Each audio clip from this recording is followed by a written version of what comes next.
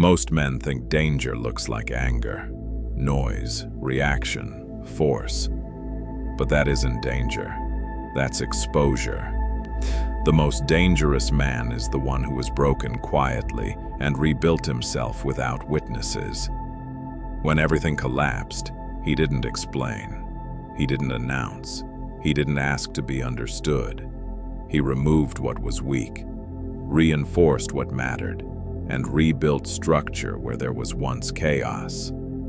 Silence wasn't avoidance, it was discipline. Because when you stop narrating your life, people stop interfering with it. And when a man learns to stand alone, without approval, without applause, without reassurance, he becomes impossible to pull back to who he used to be.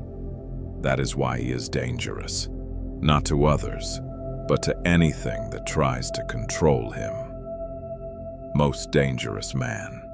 Full lesson on the channel.